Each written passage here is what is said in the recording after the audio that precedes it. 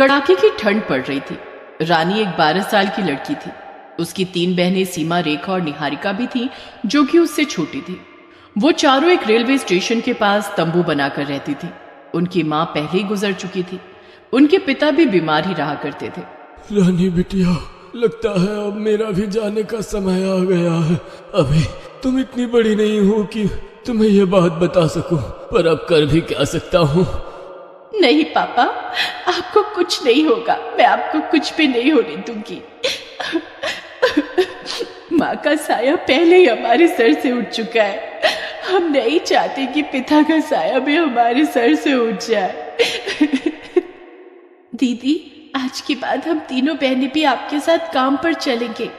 हाँ रानी दीदी, सीमा बिल्कुल सही कह रही है। अभी तुम लोग बहुत छोटी हो, जब बड़ी हो जाना तब काम करना। उनके पिता बिस्तर पर लेटे हुए हैं और लगातार खांस रहे हैं। तभी निहारिका पानी लेकर आती है और अपने पिता को पानी पिलाती है।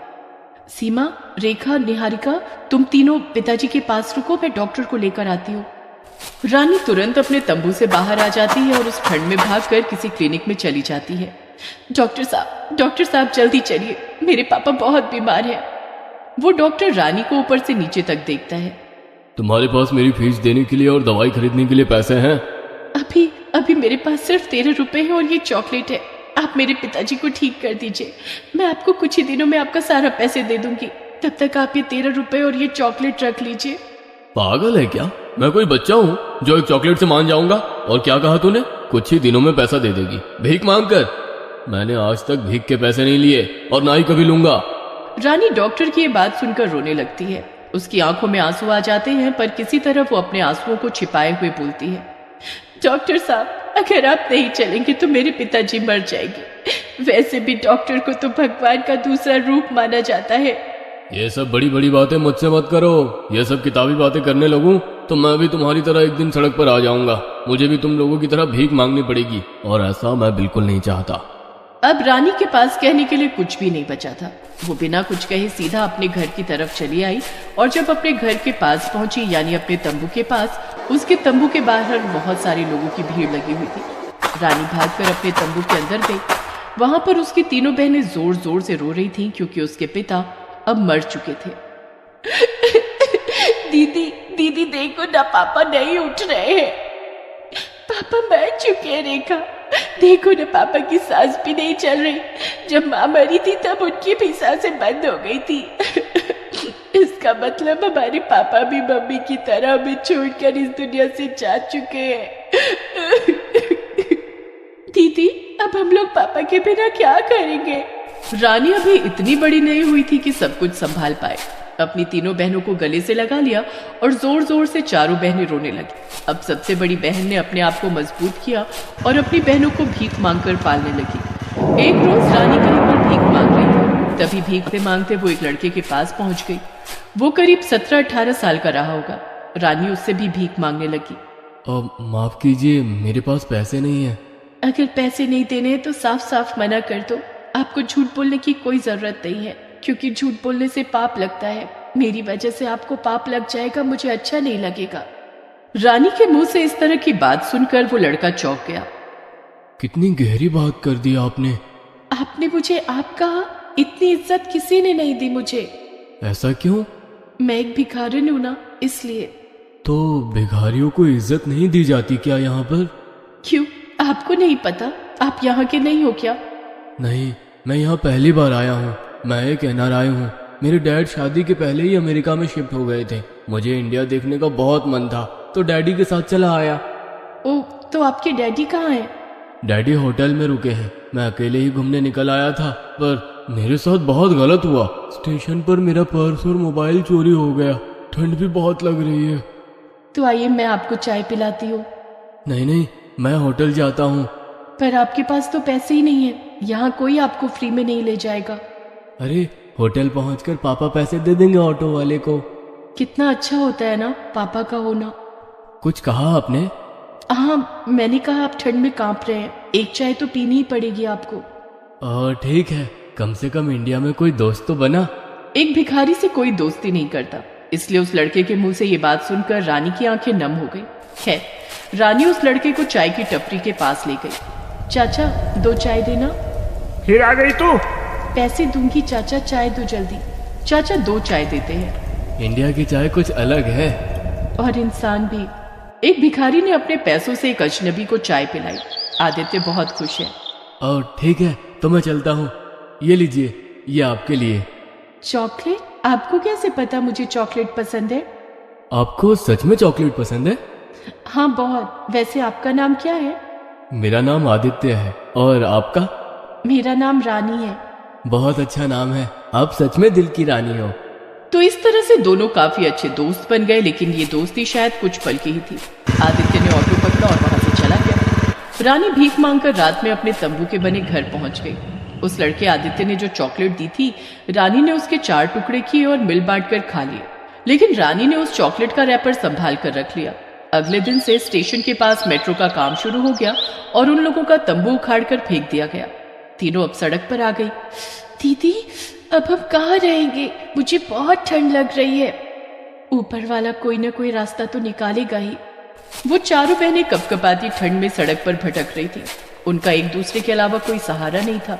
तभी उन्हें सड़क के किनारे एक पेड़ दिखाई दिया। चलो मेरे साथ। रानी अपनी तीनों बहनों को उस पेड़ के पास ले गई और जो भी उनके पास फटी चादरें थी उसे बिछाकर वहीं बैठ गई। तीनों बहनें उस रात उसी पेड़ के नीचे सो गईं। ठंड बहुत ज्यादा थी, इसलिए निहारिका को बुखार आ गया। रानी को पता चल गया। हे भगवान, हम चारों को भी अपने पास बुला लो। मुझसे अपनी बहनों की यह हालत देखी नहीं जाती।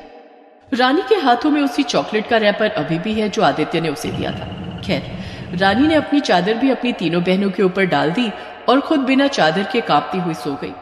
अगली सुबह जब चारों बहनों की आंखें खुली, तब उन्होंने खुद को किसी अच्छे घर में पाया। दीदी, ये हम कहाँ आ गए? लगता है नींद में किसी और के घर में आ गए हम लोग। जल्दी यहाँ से भागो, वरना कोई आ गया तो हमें मार मार कर भगाएगा। हाँ हाँ, जल्दी निकलो। जैसे ही चारों अनाथ बहनें उस घर से बाहर निकली, उन्होंने देखा कि वो लोग तो उसी पेड़ के नीचे हैं जहां वो सोई थी। पर अब उस पेड़ के नीचे बहुत ही अच्छा चॉकलेट वाला घर बना हुआ है। उस घर की छत पर वही चॉकलेट लगी हुई थी जो चॉकलेट आदित्य ने दी थी। अचानक वहां रानी के पापा की आत्मा प्रकट हो गई। पापा? हाँ बेटा, मैंने ये घर जादू से बनाया है। इसके लिए मुझे ब्रह्मा जी से बहुत प्रार्थनाएं करनी पड़ी। मुझसे तुम दोनों का दुख देखा नहीं जा रहा था। रात में जब मैं ये घर बनाने आया तो मैंने तुम्हारे हाथ में चॉकलेट का रैपर देखा। उसी से मैंने ये खूबसूरत झोपड़ी बना दी। अब तुम इस झोपड़ी से कितनी भी चॉकलेट निकालो, कम नहीं पड़ेगी। और वैसे भी तुझे तो चॉकलेट बहुत पसंद है ना। वो घर देखकर रानी को उसी लड़के की याद आ गई। रानी ने अपने घर से चॉकलेट निकाल निकाल कर बेचना शुरू किया और अपनी बहनों को पढ़ाया भी। खुद भी पढ़ाई की रानी ने। धीरे धीरे रानी जवान हो गई और तीनों अपनी जिंदगी खुशी खुशी जीने लगी। कपकपाती ठंड में पानी से हाथ धोना ही मुश्किल हो गया था। कुछ देर पानी का नल खोलकर रखो तो पानी बर्फ बन जा रहा था। इतने में देर रात को घर की बड़ी बहू शीतल के पेट में दर्द होने लगा।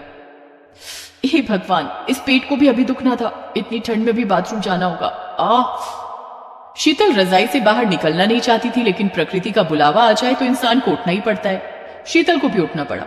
ठंड से कांपती हुई शीतल बाथरूम तक पहुंच गई, लेकिन उसने देखा कि बाथरूम का दरवाजा अंदर से बंद है। अरे, कौन करमचली अंदर है? कौन है अंदर?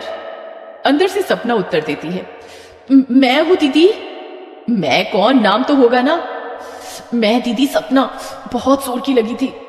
दिन में कितनी बार लगती है तुमको? जल्दी बाहर निकलो। बाहर कैसे निकलूं? पानी जमकर बर्फ बन गया है। धोऊंगी कैसे? आप बर्फ को पिघलाने में मदद कीजिए ना। क्या यार, अभी ये सब करना पड़ेगा क्या? शीतल चादर ओढ़कर घर के बाहर चली गई। बाहर ठंडी ठंडी बर्फीली हवाएं चल रही थी। ठंड से रूह तक कांप रही थी। शीतल हाथ में मशाल लेकर घर के बाहर बाथरूम के पास चली गई। बाहर से पानी का पाइप बाथरूम के अंदर जा रहा था। उसी पाइप के अंदर पानी बर्फ बनकर जमा हो गया था। शीतल मशाल की आग से पाइप को गर्म करने लगी और कुछ ही देर में बाथरूम में पानी आ गया। अपना काम खत्म करके अपने कमरे में चली गई। शीतल और रोक कर नहीं रख पा रही थी। अरे बाप रे, लगता है अब निकल ही जाएगी। जल्दी जल्दी बाथरूम में घुस जाती हूँ, फिर मस्त गर्मा गर्म रजाई के अंदर घुस जाऊंगी। शीतल बाहर से घर के अंदर आई और देखा बाथरूम का दरवाजा फिर से किसी ने बंद कर दिया था। अरे, अब कौन है? कौन है अंदर? मैं सुमन हूँ दीदी, बस 10 मिनट रुक जाइए। पता नहीं शाम को गोलगप्पे क्यों खाया था। शीतल को फिर से रुकना पड़ा और फिर बर्फ पिघलाने के लिए फिर से बाहर चली गई। ऐसे ही उसकी बाकी देवरानी भी बाथरूम के सामने चली आई। शीतल अपने आप को रोक नहीं पा रही थी। उसने एक घर के बाहर ही अंधेरे में शौच करके बर्फ से ढक दिया। आहा, अब जाके पेट साफ हुआ। घर में 5 बहुएं हैं, उनके साथ उनकी सास बिमला भी रहती है और इन 6 लोगों के लिए घर में सिर्फ एक ही बाथरूम है।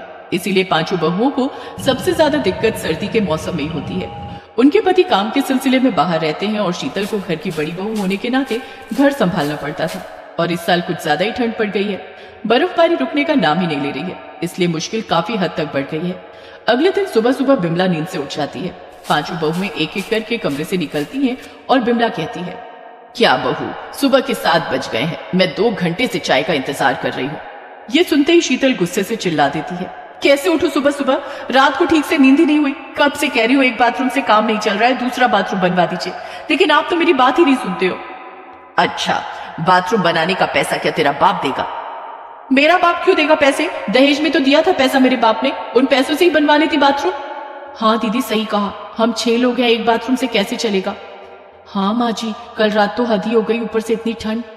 5 बहुएं मिलकर बिमला से झगड़ने लगी। बिमला भी छोड़ने वालों में से नहीं थी। देखो, एक ही बाथरूम से काम चलाना पड़ेगा, सर्दी हो या गर्मी, मेरे घर में एक ही बाथरूम काफी है। सुबह सुबह झगड़ने के बाद वक्त आया नहाने का। सब लोग 2-3 दिन से नहाए नहीं थे, सबको आज गर्म पानी से नहाना था। रसोई में 5 बहू पहले गर्म पानी के लिए लड़ने लग गई। मैं सबसे बड़ी हूं, मुझे गर्म पानी चाहिए। नहीं, मुझे चाहिए गर्म पानी। तभी बिमला आई और कहा, मैं हूं इस घर की मालकिन, मुझे पहले गर्म पानी चाहिए।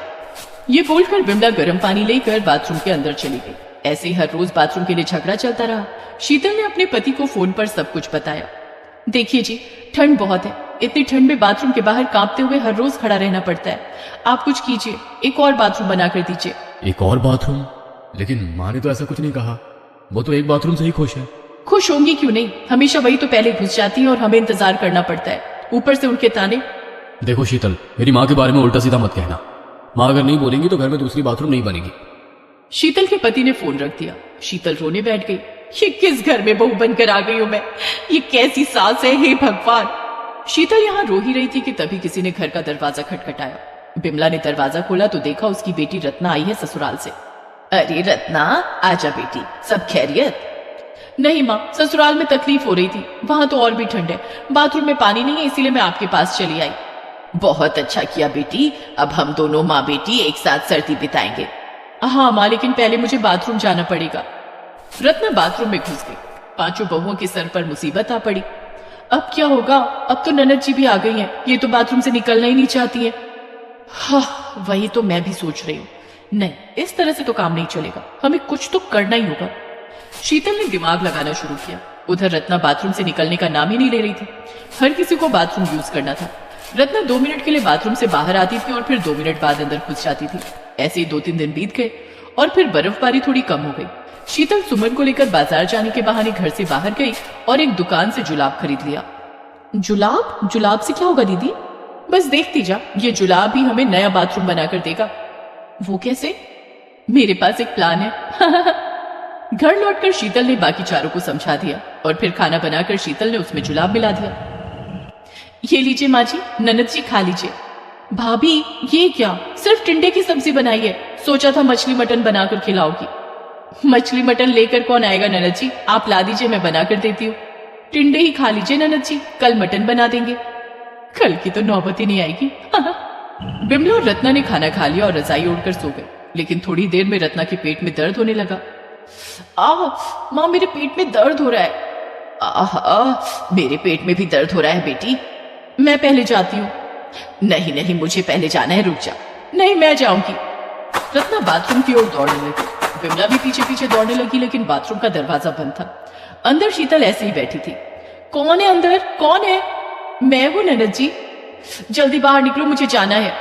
सारा दिन बाथरूम में आप ही तो थी ननद जी, अभी तो हमें बाथरूम यूज करने दीजिए। अरे बड़ी बहू, जल्दी बाहर निकलो, मुझे भी जाना है। हाँ, निकलती हूँ। कुछ देर बाद शीतल निकली तो माँ बेटी में बहस शुरू हो गई। मैं पहले जाऊंगी। नहीं, मैं पहले जाऊंगी। इतने में सपना बाथरूम में घुस गई। आप दोनों पहले डिसाइड कर लो, तब तक मैं यूज कर लेती हूँ। ऐसे ही बारी बारी से 5 बहुएं बाथरूम में घुसने लगी और निकलने लगी। बिमला और रत्ना ठंड में बाहर खड़ी रह गई और अंत में दोनों ने बाहर ही शौच कर दिया। हाय हाय, ये क्या हो गया?